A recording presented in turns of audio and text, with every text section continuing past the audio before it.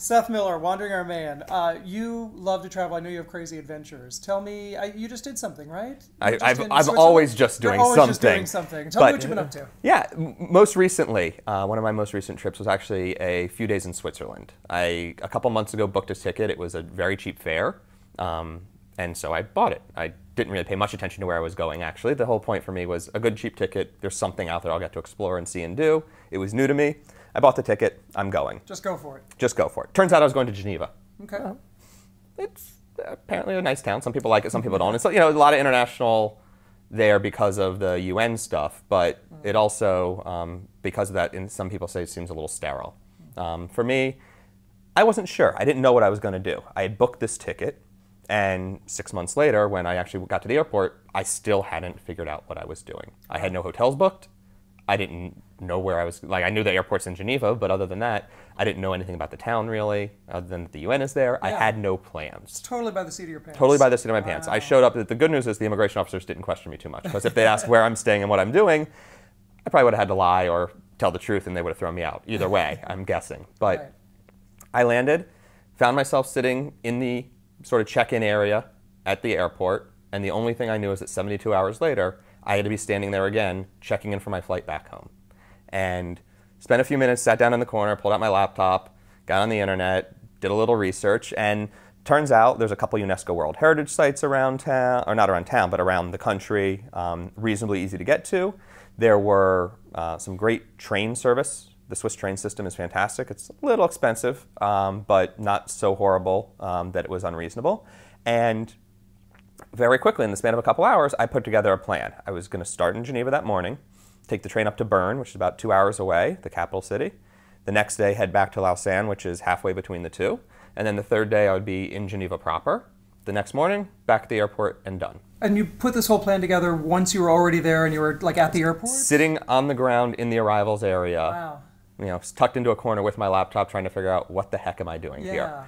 And so that's what I did. Hopped on the train. Hit the grocery store in the airport first, got myself some snacks for the ride, hop on the train, I head up to Bern, cute little old town. It's, the city center, I think it was founded in the 13 or 1400s. The city center is got some sort of shopping pedestrian mall areas that date back a few hundred years. It's a UNESCO World Heritage Site.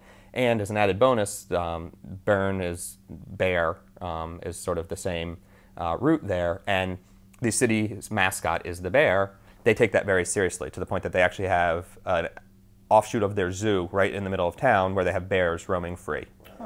There's a moat and such to keep them from mauling their visitors. But wow. Yeah. So all of a sudden I'm like, wait a minute, there's bears like in the middle of the space here. So and it was that. I wandered around. It turns out that the Bern Cathedral has this little terrace on the side of it, overlooking the river. And there's just some beautiful views overlooking the river and stuff. It's a beautiful sunny afternoon. It was a Friday afternoon that day, and people were just out hanging out, relaxing, and it was me sort of amongst the locals. I don't know how I found this place. I think I was just like randomly wandering around, but I ended up enjoying basically watching sunset with the locals hanging out in in sort of the shadows of the cathedral there. Yeah, it sounds absolutely charming. Yeah, and so that was Bern. I had my visit, I had my fun. The next morning, hopped on the train, and then I'm headed back towards Lausanne, which is halfway between Bern and Geneva, mostly because in the area around there's another UNESCO World Heritage Site, and that is the Lavaux Vineyards. And these are vineyards that have been continuously planted for at least 800 or 900 years, and there's some evidence dating back suggesting that as far back as the ancient Romans, these cliffs were planted. And it's a very, right on the edge of Lake Geneva waterfront, very steep cliffs going up the side of the glacier lake. And it's so steep that in order to actually cultivate, they've terraced it. So, you've heard about the rice terraces in Asia or whatever. It's the same idea, except it's grape terraces. And there are these tons of these very small plots of land all terraced out. And because it's such small little, weird shaped chunks of land going up the terraces, it's all still pretty much manually harvested, manually run. This is not major, industrial agriculture type operation, but it's the end of October, the leaves are changing, it was a sunny afternoon, and you just get this beautiful scene. There were still some grapes on the vines, so there were still a couple guys out picking them in various times, but No real crowds because it was very much off season. Off season enough that the restaurants that I thought might be open in the little towns along the way, in fact, weren't. So no lunch, but I got this experience of hiking for 4 hours just along the waterfront, up and down. The paths literally are very well marked and go up and down and literally through the vineyards. So you're literally like reach out and grab the grapes if you want to. Wow. Obviously, they ask you not to because this is their livelihood, but you're literally right in the middle of it. And there were a few dozen tourists out there that day.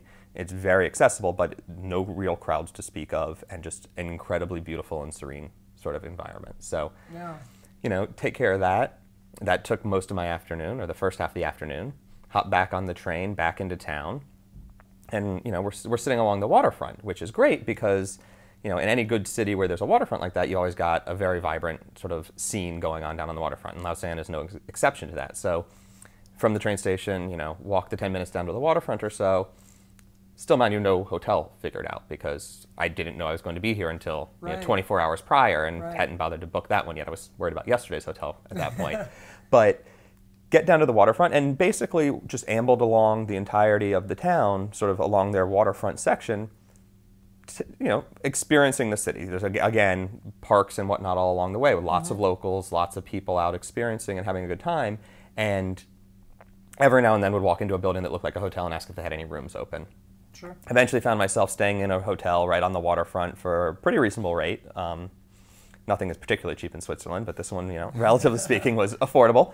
And, basically right on the water, right across from the main harbor area, right in the heart of everything. And just a wonderful evening, take a glass of wine, go sit out on the end of the park that juts out into the waterfront and watch the sunset. Wow, that sounds great. And so, that was, wonderful. A little dinner, still dealing with a little bit of jet lag, so not too much rabble-rousing and partying, but headed to bed.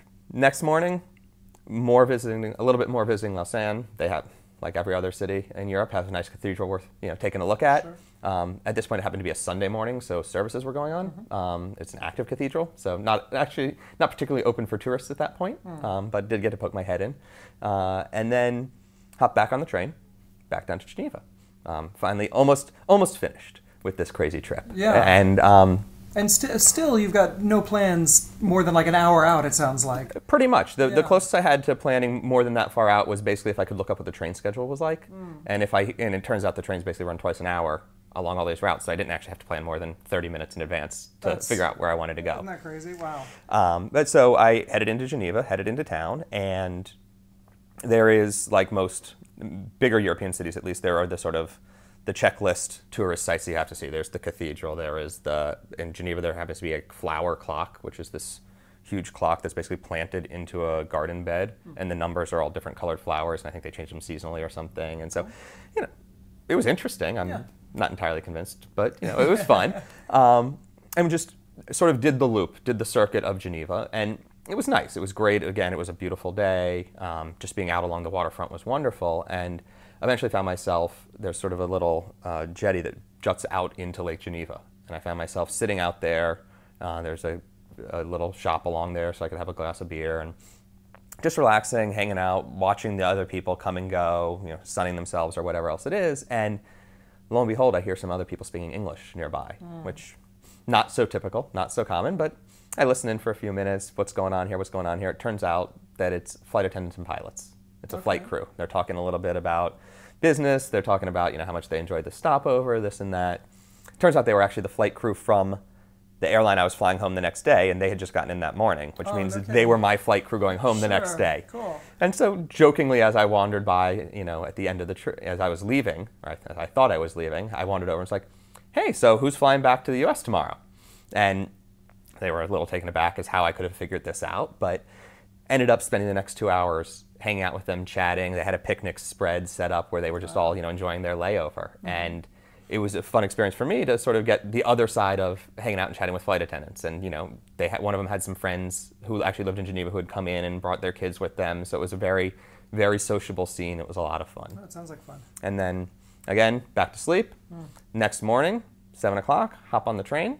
And 72 hours after I arrived in Geneva, I was standing at the ticket counter, checking in, headed home. That's, it's so funny. People talk about adventure travel and they talk about adrenaline and bungee jumping and all this stuff. This sounds like the real definition of adventure travel is not knowing where you're going or what you're doing even that night or where you're going to stay. Yeah, it certainly is an adventure. It is. I've jumped out of an airplane once. I don't really have desire to do it again. I've never jumped off a bridge, bungee jumping or whatnot, but it definitely is an adventure. It takes a certain, you have to be willing to let go and say, things might not be perfect on this trip. I've had some trips I've done like this where I've ended up somewhere and I'm like, I don't really like it here. This Geneva trip happened to be a great one. They're not all great, but I always come home with great stories. So they are fun. In that sense, they're all fun no matter what. Well, that was a fantastic story. That is a really cool trip.